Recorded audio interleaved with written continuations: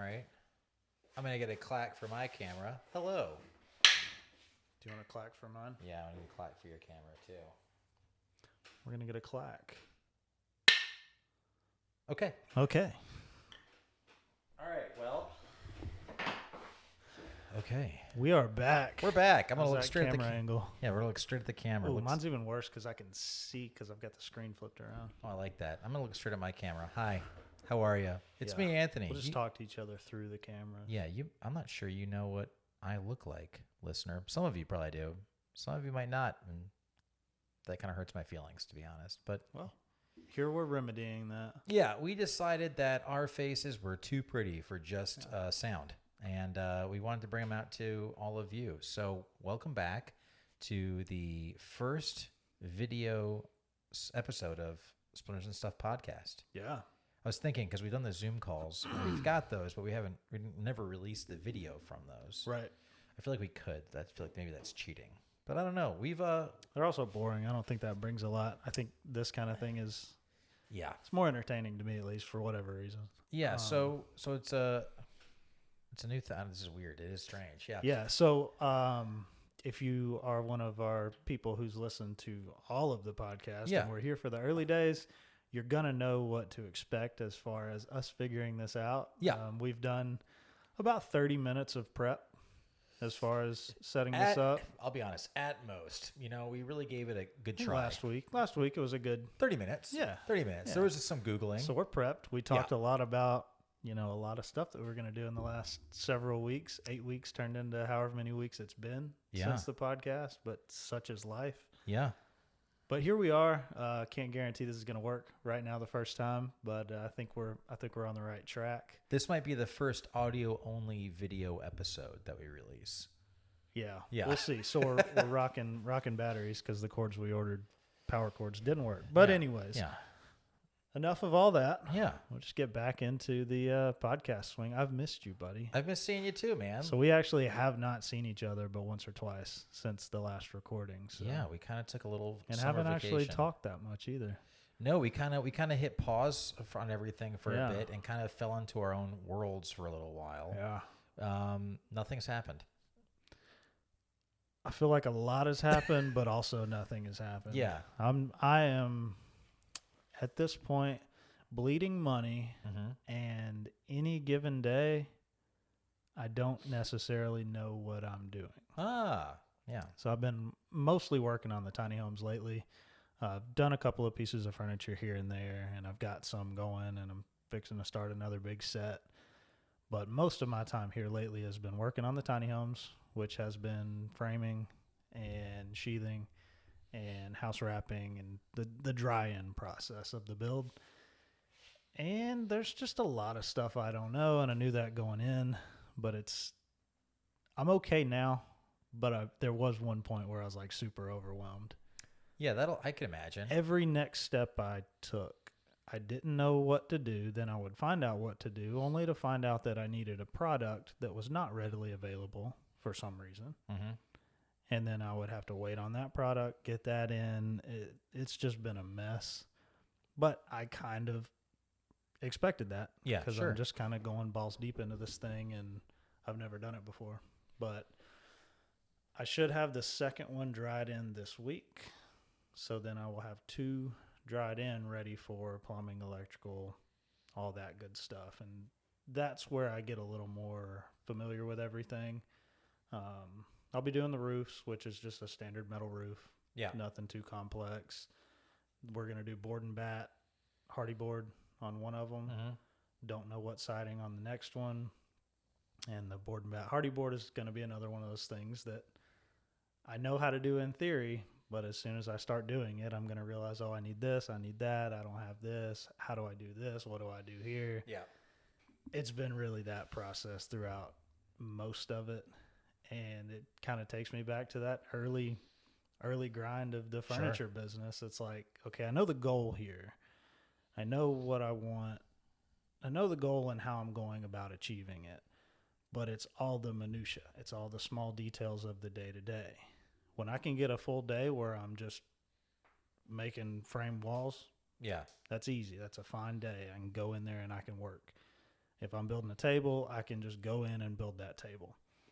Those are the good days. Mm-hmm. But then you got to think about all those other days when you're figuring out your taxes for the business, or you're setting up whatever, or you're figuring out what kind of finishing you're using, but you don't know yet. So you're testing out some, you're ordering stuff, and kind of all over the place. And it kind of takes me back to that I have no idea what I'm doing stage. Yeah. So it's pretty humbling, but also there's not a lot of money coming in from my end, because if I'm not building furniture, I'm not making money. Yeah. And that's obviously the whole goal of these tiny homes, is to develop some passive income, passive-ish. So that takes a lot of work on the front end. Nothing terribly exciting on the furniture front from me. Well, hold on. I'm going to interrupt you real quick, because I feel like it might be important, if you're just joining us for the first time, to give a quick rundown on the 30-second history of how we got here, who we are and how we got here. Okay. So I might cut this section out and move it up front. So I don't know what it'll look like. So real quick, this is the Splinters N Stuff podcast. Hi, hello. Thank you for joining us. We did 100 episodes audio only, and we decided we need to do more than that. We wanted to try something new, because we were like, yeah, why not? It seems like we get our message out there a little bit more. So I am Anthony Vizzini. I own Wood and Plane. We've been in business for a few years. I was an engineer, went full-time with this a little over a year ago, almost about a year and a half now. Started doing everything that you could build out of wood is what I built, and now we've really kind of focused down on cabinets only. Still taking the odd furniture project. In the midst of this, the podcast contract, my transition from full-time, regular job to side hustle to going full-time with a passion, and all the trials and tribulations that came along with that. So that's me. And then Luke, I'll let you say a little bit about yourself, but basically something similar, engineering background, started your own woodworking business, and then you got into real estate, and then what? Oh, okay. You're going to let me? I'm thinking about it. Okay. All right. Hi, I'm Luke Johnson. So formerly an engineer here in Huntsville, Alabama. Started woodworking 2017. Mm-hmm. Quickly decided I wanted to make a business out of it, so started doing it the business way. And then quit my job in 2020 to pursue just the furniture full time. Shortly after, I started thinking, okay, well, I'm not saving for retirement. I'm not doing any of that. Need some more revenue streams. So I partnered up with a friend back home, and we started getting into, first thing we did was flip a house. Then we bought a few rental properties, and then we've done a few things in between. We've done a couple of land flips. We've done, renovate to rent. We have just flipped houses to sell. So that's a big part of my life, a lot bigger than I thought it would be. And I've actually started to enjoy it, and we talk about that a lot on the podcast, as well as my furniture business. My woodworking is furniture. Like Anthony said, he's gone a lot more into cabinets, Mm-hmm. and I've gone away from cabinets and just do furniture. And we kind of always saw that coming. Sure. And you can go back and listen to the audio podcast and kind of listen to how all that, because there for a long time we did that neck and neck thing. Yeah. And always talked about, well, at some point we're going to diverge here, because Mm-hmm. we do have different goals. And now we're starting to really see that divergence. Yeah. And what I was talking about a minute ago kind of falls into the real estate conversation, but it's not with my partner. My wife and I are actually building 5 tiny homes, and we've got some bluff land that we're going to put them on. We're going to have short-term Airbnb rentals, and that's that. So they're going to be set up as kind of like a private cabin getaway. We're putting 5 houses on 15 acres, so there's plenty of room. They're not going to be close to each other. Ideally, you won't even be able to see the other 4 from yours. A lot of the property is wooded.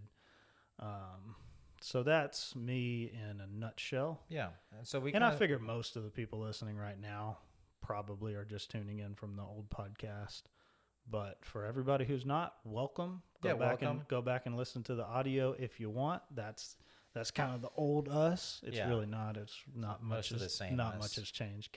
There is old us in the early episodes, and it's just I mean the whole point of this. I'm gonna look at the camera again because I feel like I'm talking directly to people. The whole point of this was really to do kind of like a ride along with us. We actually talked about that before we started recording tonight. Do we want to kind of talk about the same things or do something a little bit different? And Luke said, hey, kind of that's kind of what this whole thing started as. Is here we are trying our hands out at building something for ourselves, and I think that's been the central idea. And kind of hang out and learn with us as we learn what that means, whether it's specific woodworking techniques, or it's real estate information, or just, and if you listen to the last like 12 episodes of me talking, it's been everything I've read about business, numbers.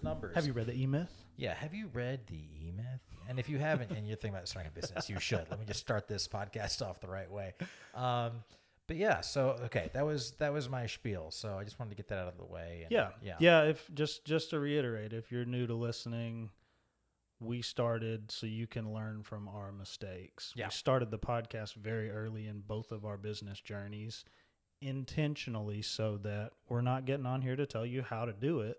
We're getting on here to tell you what we're doing and what we did and what works and what doesn't. So that's kind of our shtick. There's enough people that just get on and talk shop about what they're building and stuff like that. I think there's enough of that out there. And a lot of the feedback that we've gotten is, hey, thanks for hitting on that stuff that a lot of people don't hit on, because it can be boring. I think we do a good job of presenting it. But that's where we are. And today we're really just testing out the video, and we are catching up with each other. Yeah. And that's about it. I don't know how much substance we'll really have here, but it's going to be fun. I have a cool thing to talk about. So I went to we went to that Texas Woodworking Festival. Was that last year? Yeah, it was last year. It was last year, last August. Sure wasn't 2 years ago? I don't know. Before this year, we went to the Texas Woodworking Festival at some point in Austin. Had a great time, but I went to my first big woodworking conference. I went to AWFS in Vegas, and it was crazy. It was an entire convention hall. I would say it was mostly geared towards cabinetry. Most of the stuff I saw about it was, it seems like it's a lot of production and machinery, and it's, whereas your Texas Woodworking Festival is more like built around the woodworking. Yeah, I would say that's like fair. The AWFS. AWFS, yeah. AWFS is like not necessarily for the one-man operations. It's kind of geared more towards the industry. Yeah, I would say if you run a large operation, even a medium operation, there's a lot to be learned there. And even for me, a two-man shop, I would say the biggest benefits for me were meeting these folks that I'd have these, bi-weekly cabinet discussion group meetings with. Yeah. That was a treat. And then just seeing some of my, actually getting and talking to some of my vendors, like the people who make the software that I use. They have all their reps there, sales, tech, all that stuff. So it's a good time to go, gripe about something you don't like, or, hey, I've been using this, I've sent emails, but I really think it'd be nice if your software did this. And I'm sure they rely on those sorts kind of feedback. Conventions to get real, boots on the ground feedback. Yeah. Because it's a real conversation. When else are they getting to have face-to-face conversations with their clients? Yeah. I mean, the local ones, sure. Yeah. But getting to see, okay, how are we working in Alabama? Yeah, and I'm sure that helps them too, because their management might be there too, and their tech can be like, see, the thing I've been wanting to do, that guy just asked me about it. Yeah. 3 other guys just asked me about it. Yeah.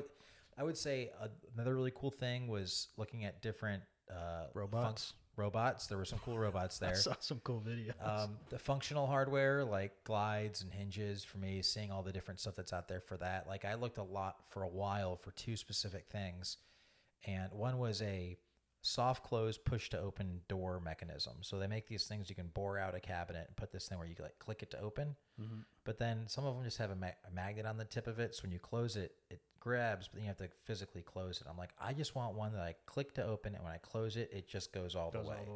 And I was actually able to find one. It's a 9-volt battery operated thing. And I was like, where's the mechanical one? I know you can do this mechanically. But even then, going to all these different vendors and being like, hey, I have a real world use for this. I have people asking me for this. Who's working on it? They're like, oh, we're not sure. I'm like, I'm gonna go right here over there to your competitor and ask them if they're doing it. So I'm just giving ideas away over here, And so that was another thing you'll get out of this podcast. We're idea guys. I still hate that we didn't do the pencil sharpener ourselves now that I found it in the real world. But so that was really cool. What's the other thing? Oh, a vertically opening like you'll see these things called appliance garages. So it's like this cabinet sits right on top of your countertop. You can open the door and there's your coffee maker in there, and so it's not cluttering up your counter space. Well, your countertop's like 25 inches deep, and if this cabinet's 18 inches deep, I've got like 7 inches of counter space. Well, if I need to open my coffee maker box and it's the morning and I need coffee, I might not pay attention to the coffee mug that's right in front of it. If I go tap this thing the open, whole space in front of it has to be clean. it has to be clean and clear. So I went around, same thing, looking for hey, who has a straight, like, I want to open this door up. I want to have it come out far enough to clear any hardware above it and just open up. And they're like, I've never heard of such wizardry. I'm like, please make this thing, you know? So it was cool to that was a really big How would it thing. open? You would have to have it kind of tilt out and then swing or slide up. Okay. Because it needs to come out far enough So to you can clear have anything hardware. over it either. You could have something over it, but not too far. Like you could have handles for cabinets above it, but it would have to come out far enough, like 2 or 3 inches to clear the handles. Almost like one of those panels that, like a TV panel or something that. So they've got those, and Kinda they've got does stuff like that, but it that. still sweeps out too much. Right, And too so I'm much. like, I need it to come out very little and then up all the way. Yeah. Doesn't exist yet. So, but it was cool just to go look for those things because, like, I have all the catalogs, but it's hard to really, like, It's also like, how long were you in the cabinet game before you learned about all this hardware you're using now? yeah, exactly. Whereas had you gone to AWFS 2 years ago, you probably would have seen it. Oh my God. Yeah. It'd have been like, oh, this is how they build it would have been the same cabinets. revelation that you had, only it would have been sooner. Correct. Yeah. So I would say definitely worthwhile to go. Definitely plan on a couple of days. If you're looking at getting into cabinetry, for sure. If you're looking at getting in just furniture and woodworking, there's a lot there too. I mean, they had a lot of the folks that I follow, that both of us follow on Instagram and TikTok and all that, a lot of those guys were there. So it was cool to actually go say hey to some of these folks and be like, oh, nerd out. Oh my God, I love your stuff. I think we should continue to emphasize, if you're looking to get into cabinetry and you're still forcing it and you're still building your face frame, then building your box and doing all that. Yeah, there's another way. There is another way. Yeah, and I'll probably get into that again. We'll talk in a we'll future talk about episode. it a lot just because that's how you're doing business now. So it's inevitably going to get talked about a lot. But that is a big one that if you had just heard somebody say that a couple of years ago. There's a better way. Right. Yeah, that'd be fantastic. Because it's been world changing for you and your business. Yeah, it really has. I hate to think about somebody else who's going to grind it out for 2 or 3 years, building everything and trying to figure it out, only to then realize, oh, this is how you're supposed to do this. Yeah, and so it was. And supposed to is there's 1,000 ways to skin that cat, but this is a really good way. It's so funny. I think if I had gone there when I learned all that stuff initially, I think I would have been completely overwhelmed because I wouldn't have known how to approach really anything there. I mean, it would have felt like just being dropped off in Japan or something. And it is good to, lay that groundwork. And if you had to, you could build a full custom cabinet set here in your shop without pre-ordering anything. Yes. You could. You have that skill set now, you have that knowledge, but it's not the best for the most efficient business. No. And that's something that I guess really with any business, you start out and you're not working efficiently because you're learning how to do everything. With these tiny homes, I'm not building them efficiently at all. If a framer watched me nail up one piece of sheathing, I'd get laughed out of the room because I'm not I'm pa, pa, pa, move it a little bit, pa, with the nail gun, but that's part of it. You do have to just kind of get okay with not being efficient and understand that you're learning the skills, you're putting in the time, you're creating. As long as you're making something, as long as you're making progress, as long as you're figuring things out, you do have to do that work. I did the same thing with furniture as I'm doing with tiny homes now, like I kind of talked about before. And it was, all right, well, let's get this. Okay, here's, what do you want built? All right, yeah, I can for sure build that. Let's do it. Quote it out. Prices are always wrong, and that's okay. But you just have to do it. You have to get that ball rolling in a real world setting. There's a lot of, okay, you can learn how to build stuff, building for family and friends or building for yourself and all that. But you're never going to get quite the full lesson, I don't think, until it's a real world setting, until it's a client that you don't know, until it's a client that views you as just a straight up business. Yep. Not somebody that's somebody's friend or somebody's son or whoever you are to them. you're a business creating a product they want. And until you're having those sort of orders, you're just not going to, you're going to have all that trial and error, so that time really is important. And I think that's all I have on that thought.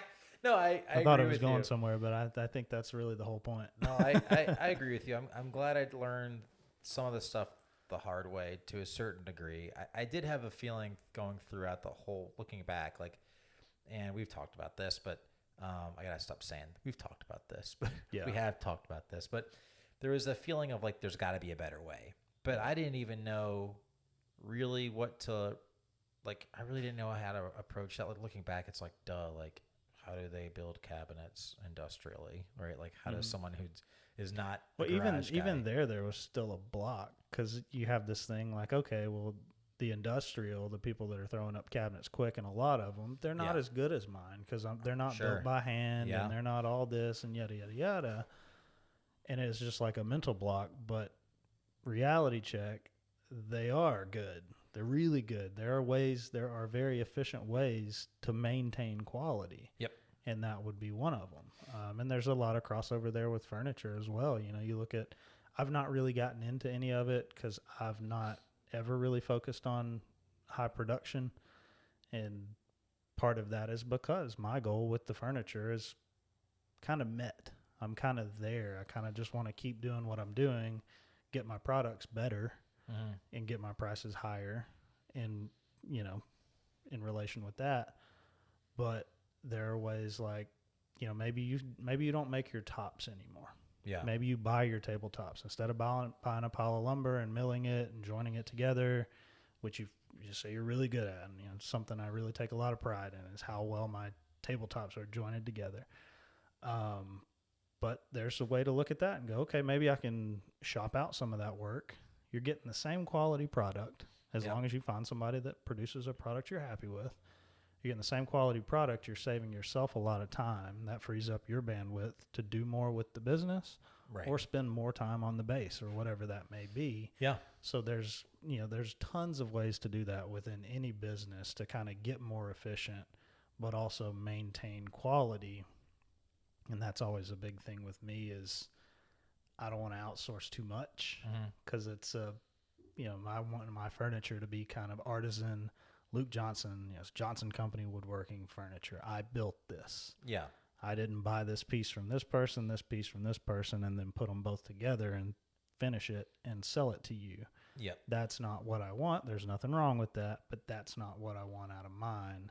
So that's kind of a weird line that I walk a lot when I look at things. It's like, that would probably save me money. That would be more efficient. But sometimes it just doesn't feel right with my vision for the business. And, there's 1,000 things to consider when you're looking at stuff like that. But do know that it's out there, and it's definitely a good thing to look into. And just because you're outsourcing something or, somehow making your operation more efficient where your hands aren't on it as much, doesn't mean you have to sacrifice any quality. No, I think like you said, I think it really has to do with what your goals are. I mean, from the beginning, you've said that, like, I want Johnson Company Woodworking to be stuff I make, period. Okay. So with that, I mean, you're going to have, I think, a different kind of uphill battle with that, because your branding becomes super important in that, because you need to get past people who want tables and look for people who want Luke Johnson tables. And you had a client like that recently. You closed your books for the rest of the year. You had someone reach out looking for a buffet, and you're like, that's got doors, so I don't want it. Yeah. Right? If it's got metal hardware on it, functional hardware, I'm out. Right? That's not so true. I don't mind a buffet or like a chest of drawers or something like that. But maybe that's cabinets. It's we should have a segment called "Is It Cabinets?" Is it cabinets? I just built a little credenza a couple weeks ago. It's cabinets. It's cabinets. But it was a quick, easy build. It's got functional, guy needed custom size. He was in no hurry. I was like, all right, I got you. If it's got hinges, metal hinges, functional hardware, maybe that's cabinets. I mean, I'm building a gaming table right now that's got drawers. Is it cabinets? That's cabinetry. A little bit. All right. A little bit. Doesn't mean it's not furniture. That's true. I would say drawers. That's tricky. My hard line is nothing is attached to the house. If it's attached to the house, I'm not doing it. I All think my if stuff is standalone. Yeah. So if it's like a standalone buffet, it's got drawers and doors or whatever. I don't even know what this design's going to be. I think all drawers, debatable. I would say yes. If it's Yeah. got boxes and functional hardware, cabinets. Yeah. If it's got doors, 1,000% cabinets. 1,000? 1,000% Okay. cabinets. Anyways, the point Sorry. the point there was that, yeah, I do want to get into more of your kind of artisan is the word, where, you know, if somebody's having something built from me because they want something built from me. Yeah, he said You know, they don't necessarily want a product that looks like the products that I'm producing. They want something that's built from me. And I closed my books for this year. I've truly got work probably into the beginning of November. So then that, you know, remainder of November and December will be dedicated to wrapping the tiny homes up, because our goal is to get the first 2 up in place and finished and renting before the year's out. So I wanted to leave myself some time there, and I've been referring people out quite a bit, just depending on what they're looking for. And I did have one. I sent him a couple of references, and he got back to me a couple days later. He's like, "Hey, I checked out the references. After looking at everybody's stuff, your stuff aligns most with what we want, and we're happy to wait." Yeah, that's said, awesome. So put us down for January. Will we talk, you know, we figure it out now or just link back up in January, whatever. And that was pretty cool. That is cool. You know, to be that far out and somebody go, "Well, we really want you to build it, so we're going to have you build it." Yeah. I'm not going to have much of that in the cabinet world. Yeah. Because a lot of your competitors are given the same product. There's that. Not necessarily the same service. Yeah, I mean, there's but that, very and it's product. just, hey, dude, I need a kitchen. It's like, yeah, you, what, you can't wait. You can't wait till next year. You feel like waiting 6 months for that kitchen? They're gonna go, no. But I'll build a better kitchen. They go, doesn't matter. I need kitchen. I don't know what to tell you. You know? Yeah. So that's an interesting thing for me too, is because my branding can't necessarily focus too much specifically on the product, right? Like the product is great. We make great cabinets. Our designs are really good. I would say we probably need to stand more on our design ability, our customer service. Yeah. Our ability. I would say your design and your lead time would be like the 2 big ones to set you apart. That, and then but I really think it's customer service too, as far as in a couple ways. One is like, if I tell you, it used to be that if I told you it's going to be there in 8 weeks, man, that'd be really cool if that worked out. You know, and I mean, I meant it when I said it, but life happened, and I just didn't know what I didn't know. Now I can actually maintain a schedule to the point that, like, I've joined the local builders association. I'm gonna start, I guess, warm calling builders and stuff here to say, hey, what's up? I'm Anthony. I'm your new favorite cabinet guy. Yeah. And then other things, just like it's for the client side of like, this is not going to take us a week to install. This is going to take a day or two. We can knock it out. We're not disrupting your home and your life to get this job done. Oh, we said the 15th. Turns out we could go early, actually, if you want, or at least on time. Those are big things. And then just having a much better defined process that's publicized, that they're aware of. And so that's kind of the thing that where you have to go off of, because like there's a lot of places to get cabinets. There's places to get cheaper cabinets, and for like we've talked about before. I used to joke about just cabinets. Well, I just need cabinets, man. And there's a lot of those people who just want cabinets. And so having those things set aside as far as our designs, the type of finishes and styles I'm able to build or procure. I think that's kind of what's hopefully going to set me up. Like I had a client ask me, it was so weird. I had a client be like, have you ever done glass doors with aluminum framing? And I was like, I don't know, man, that sounds kind of crazy. Like I was like talking myself out of it. He's like, have you looked? And I was like, hold on a second. I was like, actually, no, dude. You sound like you know what you're talking about. Why don't you show me? And he's like, oh yeah, let's check this website. I was like, that's awesome. I reached out to the website, to that company. They sent me a bunch of samples. And I'm like, oh, this is no harder than anything else. Okay, great. Yes, now we offer glass painted painted glass doors with aluminum frame. Okay, there's probably maybe one other place in town that would do that. Yeah. And even then in the greater area. And so now it's kind of on me to, whereas instead of my branding and having such a such a style specific to what we do, which is what I could do. I could go towards like modern cabinets and very like. We got a European movie things. recording has been stopped automatically. Oh no! Showing up on the camera. They're probably both dead. Probably a battery thing. Yeah, I don't know. Why don't you go take a look? Okay. Yeah, we can cut this later. Yeah. Doop doop doop doop doop doop doop doop. Welcome back. I kind of want to leave that in.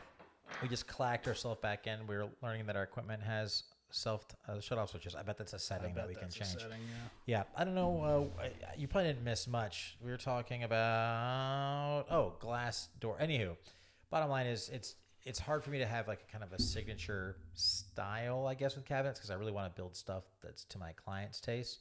So it has to stand out for me. Well, and in the cabinet game, it's kind of ever changing. It's following trends and stuff like that. So you'll have your own signature style things. I'm sure that'll develop. Be like, what I really like to do in this situation is this. But as far as your overall aesthetic, you've kind of got to track with the industry and with the trends to be able to offer, what's up next, whether you necessarily like it or not. I think that's one route, and that's probably the route I'm staying right now, which is like I'm going to lean heavy on my ability to design and create a really functional space. I think that my engineering background actually plays really well to that. To take your inputs, the client's inputs, here's what we definitely want. Yeah. We kind of like this better than this, and it would be cool if we could do this. Taking those inputs and creating something that they go, all right, that's perfect. That's exactly and it. I'll ask them questions like, how long are you going to be in this house, right? Like, are you trying to do this for the next owner? Or are you like going to be here for 20 years? And I'm like, then let's paint it like avocado green. Let's go nuts, right? Let's have some fun with it. Or like, how do you use this space? Do you guys actually cook, or do you guys like not cook and you don't really need a lot of storage for big dishes and things? Then we can simplify some stuff and save stuff people don't think about. They'll say, okay, we want 3 drawers here, and you go, like, well, what are you putting in there? And they tell you, and you're like, doors would be a lot better for that. You're gonna get a lot more storage here and stuff. And they go, well, I just thought we had drawers there, so I was gonna get drawers there again on the next one, and it just always worked for us. But actually, that makes more sense. Yeah, so that's been fun. I think that as the business grows, I might kind of narrow again, and I don't know if that'll be like I'm only doing European style kitchens, or I'm only going to do glass door. I'm the guy to talk to in North End. If you want this kind of cabinet, you better come talk to me. I'm the only one I've been doing it. I know how to do it. And that's probably something that'll just kind of happen. It'll just kind of organically. Yeah. It's funny though. I say all that stuff. I was just talking to Wallscraft. They do cabinet doors and other wood products for cabinet makers, and they said they have hundreds of different door styles, beautiful different door styles, unique, really cool, customizable. They said 80% of our business is white shaker doors. Yeah. Still, he goes, that checks. He goes, if we're being honest, we're a white shaker door company. He goes, the fact that we still sell anything else is just, I'm not sure. I think we could probably get rid of that, but we just like to make those too. Yeah. The sales guy was great. He was real fun to talk to. So it's just funny that you see that at every scale of the business, right? These guys, they're shipping 40 orders a day of just cabinet doors, right? It's just nuts. They have a huge facility up somewhere in Wisconsin. And 80% are white shaker. 80% are white shaker doors. Yeah. And so I would have expected that like a year and a half ago, but we're still there. Still there. Yeah. It's funny. It's one of those things. I guess all your spec homes going up are white shaker still. They're moving a lot towards that more textured melamine stuff too. So it depends on what I guess, for your spec homes, you're getting like simple raised panel doors, a lot of white shaker or some painted shaker.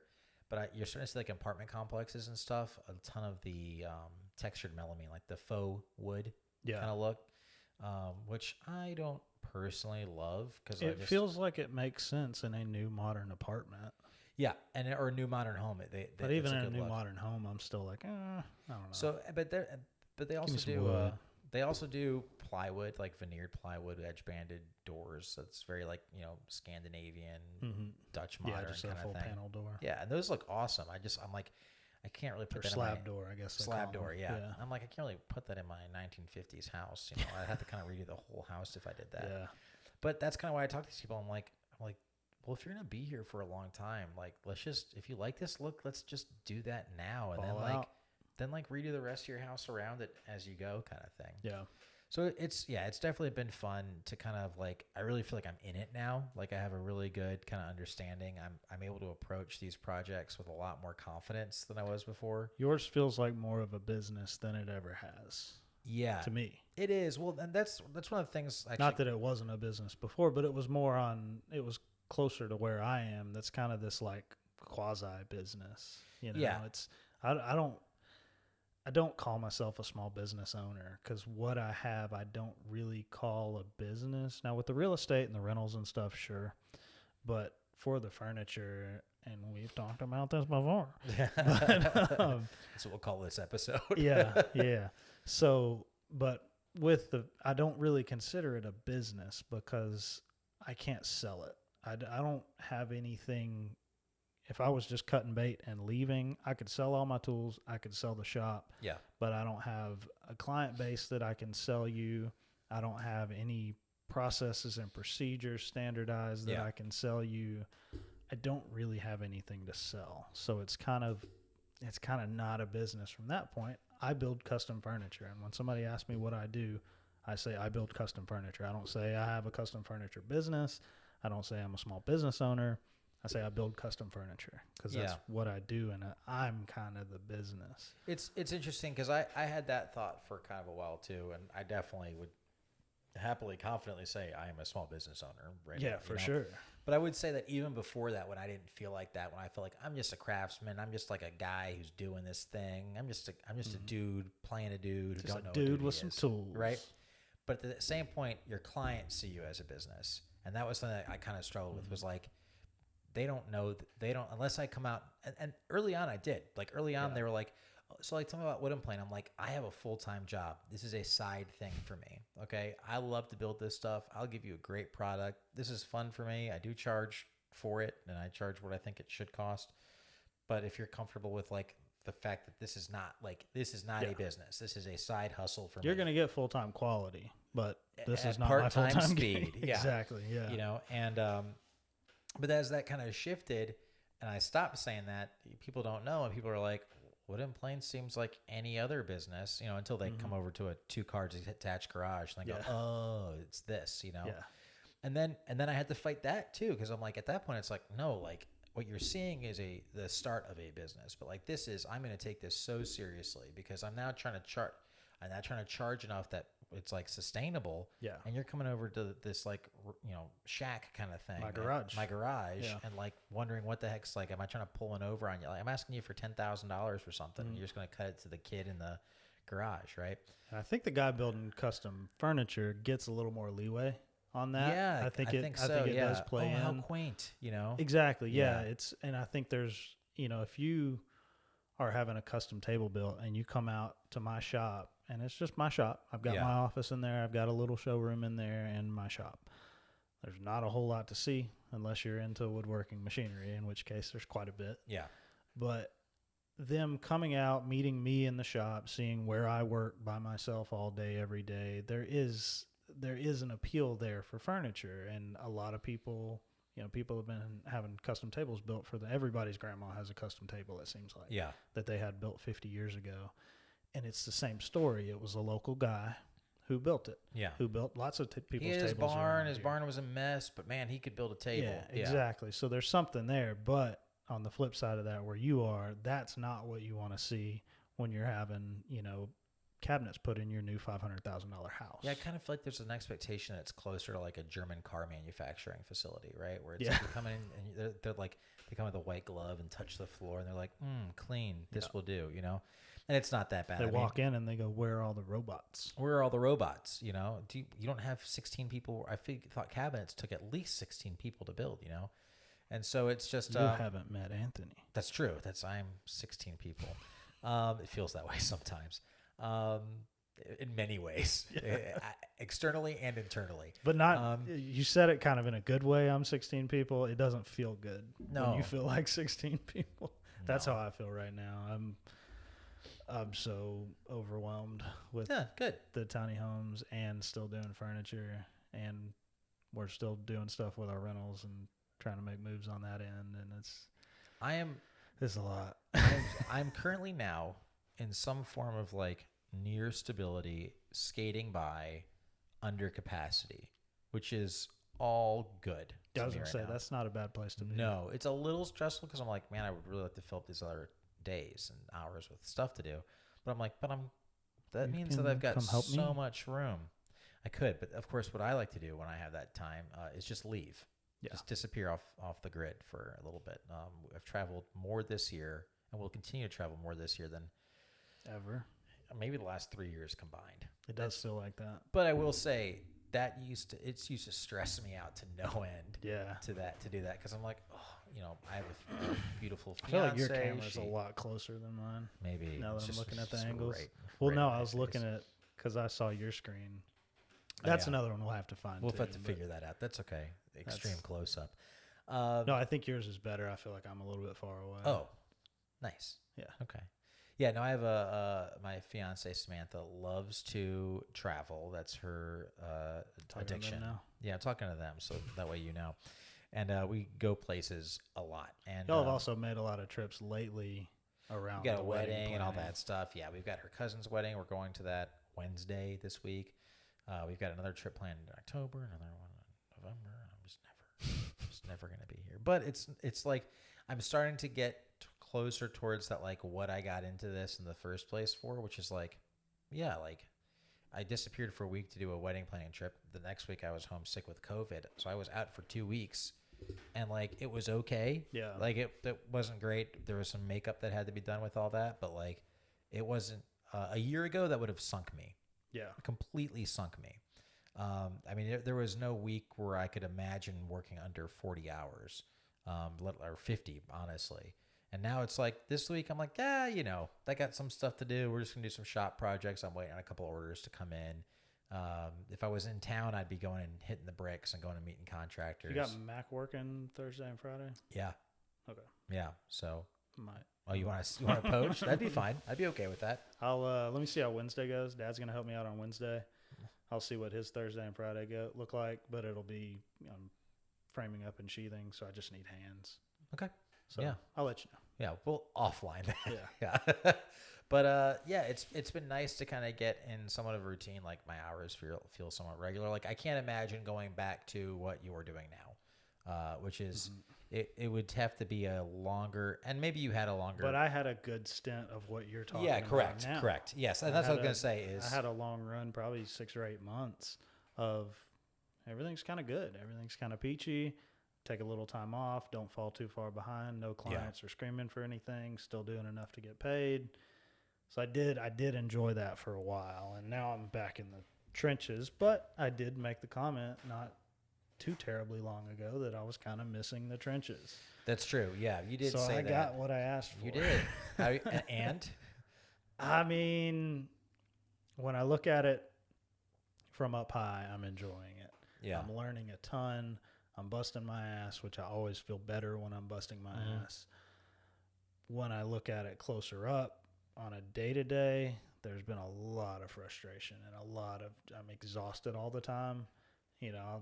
Alex will kind of give me that look like, what's the matter? And I'm just worn out. Yeah. And she says, like, what else is new? Like, why are you tired all the time? And I am. It's just part of it. Yeah. It has been so hot. And it has been miserably hot. Yeah. And it just so happened, it took us a long time to get the ball rolling because there was a lot of legwork in the beginning as far as finding the land and figuring out the trailers, figuring out the plan, how many are we going to build, what floor plan are we going to do, how are we going to, all that stuff. And it just so happened that about the time we're starting actual work on the trailers. Hottest time of the year. It's hot. It's real hot. But overall, I am enjoying it. That's good. It's cool to see. I love creating things. I've found that as long as I'm creating something, it has to be productive because we're adults here and we have to pay for things. But as long as I'm creating things, I think that's where I'm happy, and that's where I can justify the horrible days. There are days that if I brought somebody else along with me for that day, they would just like, what's wrong with you? You do this all the time. And in that moment, that it does suck. But if I'm seeing something be created, I'm seeing the fruits of those labors, which I really am. And when you're building a house, that happens quickly because, okay, you start with a trailer. We did when you're building a tiny house on wheels, I should say. You start with a trailer, you do your insulation in the floor, you put the subfloor on the trailer. Okay, it still looks like a trailer. You get your walls up and you're like, oh shit, it looks like a house now. Yeah, it looks like a house. Yeah, and then get the windows cut out, and it's like, now we got the interior done. We've got all the framing done on the first one. Interior and exterior framing, roof sheathing, all that. And it's like, oh, this is a real thing now. Like, I could stay in this. Yeah, it's going to be very comfortable. It'll stagnate a little bit between that and the dry, like the interior sheathing. Yeah. But like when you're roughing in all your electrical, plumbing, and all that stuff. But that's also going to be a pretty short pole. Yeah. Yeah, we're going to have one run of plumbing. We've got a kitchen sink, bathroom sink, shower, and they're all on the same wall. Same line. Yeah, that's easy. Toilet is also on that wall. So they're all on the same run, and they're all close together. So plumbing will be easy. Electrical, it's a 230 square foot house. So not a lot there. You know, I'm excited to see the siding start coming together. Yeah. And the siding is where they're going to start to look different. Yeah. So, you know, we've talked about this before. Okay. That is the name of this episode. Yeah, for sure. But we're styling them all differently, but they've all got the same floor plan. So everything is the same on the work right now. But when we start to get actually making each one individual, that's going to also be a lot more enjoyable. That'll be cool. Yeah. Nice. That's exciting. Yeah, I'm really excited to see how those turn out. I'm looking forward to it. I'm excited to see how they turn out. I'm more excited to see if people stay in them. Well, we did stay at this really like Instagram-y Airbnb this weekend in Smith Lake. I don't know if you saw Sam's story post or anything. It's like a tree house outside Smith Lake.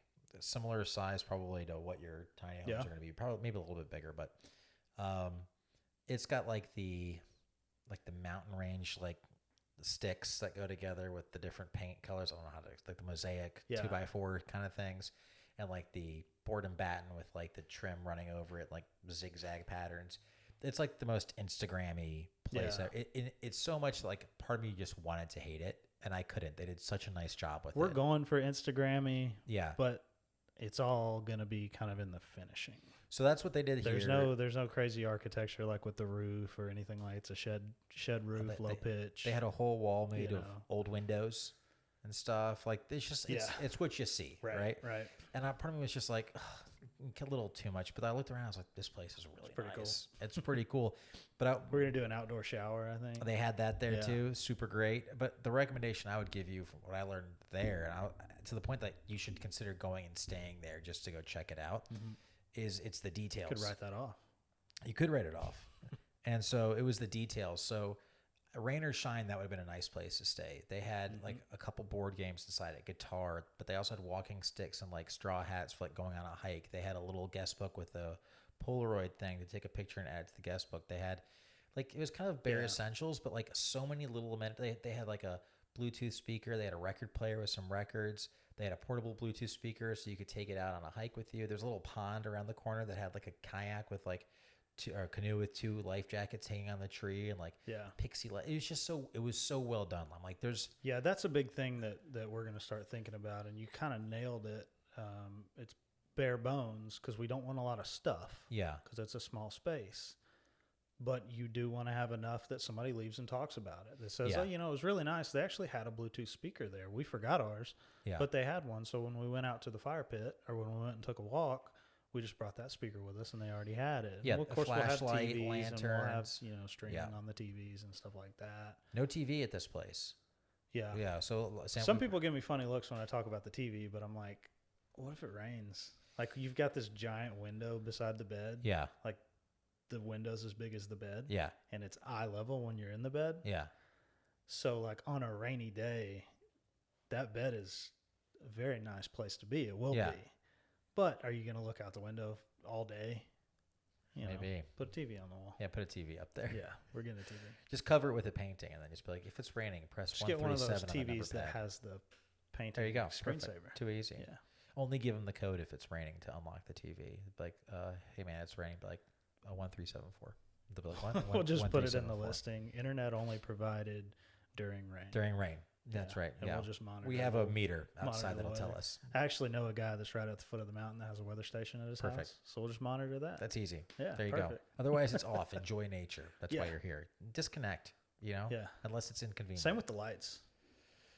Yeah, Let's just candlelight say only. all power at the house does not cut on till 7 p.m. Boom. Too easy.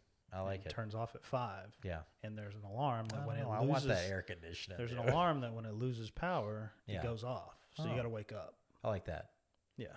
It's just get back in touch with nature. And you get a 25% discount. That's not actually a discount. We adjusted the rate. Yep. But you get the 25% discount if you take the complimentary pedometer and log 10,000 steps a day. I like that. What if there was a battery pack that you could bicycle to charge? I'm sure there is. Do it. Like get that, right? Like and then be like, thanks for charging our tiny home. Yeah. You know? And then have like a high score on it so they can see like the last guest and who has the current most pedals on it, and see if they can beat it, Yeah, we'll put that in the guest book. You put it beside your Polaroid. You put your name and how many watts you generated. How many watts you generated. Correct. Yeah, it's not how many miles you've gone. It's really just, it's about wattage. Yeah. Yeah, Yep. that makes sense. I like it. No, it was it was really a detailed thing. And that's what really got, like, we were both tickled by it. We're like, they really thought of like everything. Yeah. Like and it was just nicely done. Everything you needed. And then someone was there to have a nice time, whether it was during any season or any kind of weather you're experiencing during that time. So that was a nice thing to see. That kind of stuff we're obviously thinking about, but not thinking about yet. And I've had to kind of train myself on this, is that I don't know what I'm doing on building these things. Every single step I take starts with researching, how do I do this? And then I learn how to do it as I'm going. Yeah. So as I'm learning how to do the framing, and as I'm learning how to do sheathing, and as I'm learning about code on rafters, and as I'm learning about all that stuff, I can't really pull off and research swanky Airbnbs and what sort of little finishing that they have, and this was a cool amenity that they added, that they came up with this on their own, but I'm going to steal that idea. It quickly becomes overload, and I'm quickly overwhelmed. Like the other day, I had to order windows. So then I'm like, well, shit, I haven't even thought about windows. I just know that here's my framing, here's my openings, but how do you even install a window? I've never done that. So then I start doing that, watch a couple of videos. I'm like, I'm not there yet. I just ordered windows. I'm not putting them in yet. I don't need to use this bandwidth on how do I do windows. I need to figure that out when I get there. Yeah. Now you need to look enough ahead to try to catch any long lead and stuff like that.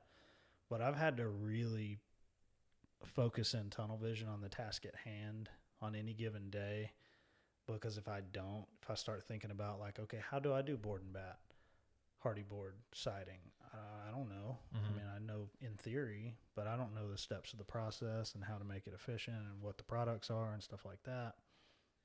But if I start researching into that, taking bandwidth away from the task at hand, then I jump back on that and don't fully know what I'm doing. I'm working more inefficiently, and maybe I know a little bit more about the windows or the board and bat, but I'm not doing that yet, so it doesn't do me any good. And like I said, I've had to really tell myself, back burner. Yeah. Worry about that when it gets here, because if you worry about it right now, you're going to pull your hair out. Well, that's good to do. Yeah. I'm doing that with everything here too, so I feel you. It's fun. Yeah, I like it. I'm so tired. I'm so overwhelmed. I had one day, and I was actually just doing, and it was just the straw that broke the camel's back, because I was putting the house wrap on, which is kind of a bitch of a job. Yeah. And there are different kinds of house wrap. I found out. When I ordered all my lumber, I said, I also need X amount of wrap. Okay, cool. Put that in the order. Great. And I get it, and it's like the cheapest you can buy. It's like your contractor grade woven. Yeah. It's like a very thin tarp. Yep. And it's very hard to get flat. It's very hard to Did you at least get the 8-foot section? 9. Okay, 9. Yeah. Good. But that honestly probably would have been better cutting it into 4.5 and 4.5. Yeah. And just overlapping them. But it was a headache. So then I go to the store to buy a little bit more, and I'm like, there's a couple of different kinds of house wrap. Yeah. The Tyvek is like a thick paper wrap. Yeah. It's not like a tarp. No, So Tyvek's obviously you roll that out and it's like nice. It's not gonna, you're gonna get a few wrinkles, but you're not having to like try to smooth out this That's ripple also really hard to do solo. and put it the down. Tyvek, the Yeah, Tyvek, well, I had some help, Okay. but this day I'm talking about it didn't. But that was way too many words to say that I was doing something easy. I was doing something simple, and it just wasn't working well. Yeah. It was hot as shit, and nothing was going according to plan. And I threw my shit down. I sat down in the gravel beside the shop, and I just like, well, I about lost it. Nice. I really That's really good. did. I sat down. I was like head in hands, looking at the ground, and just. What have I gotten myself into? And it was, why the hell can't I do this? Yeah. It was, why is everything I touch today not go right? This is an easy thing. I'm putting wrap on the side of the house. Like, this is something I'm totally capable of. I should be able to do. Why am I having such a hard time with this? And it was just a culmination of all of it. So there's been some of that. And I have to be totally transparent. There has been some of that. Well, good. Those are good learning opportunities. Yeah, I like I said, in the moment, it does. It totally sucks. But when you look at it from a higher perspective, it's like, okay, I am enjoying it. I'm learning and I'm getting stuff done. Well, good. Well, good. Well, we're gonna wrap it up here today. Hopefully, we still have video. I can't see that screen anymore. I But can't I haven't tell. seen any shutters click or heard any shutters click. So Nice. Well, good. maybe we're good. Well, I'll look back at the camera again. Thank you for joining us for our. I don't know if this is gonna be a normal thing. Do we start and end I with don't looking think through the so. camera? I'm gonna do it now because I've already committed. Yeah. Thank you. Oh, that felt weird for joining us on our very first, hopefully, potentially, video podcast of the Splinters and Stuff podcast. And until next time, Just start cutting wood. that's what we say. Okay, Okay, goodbye. we've said that before. Yeah.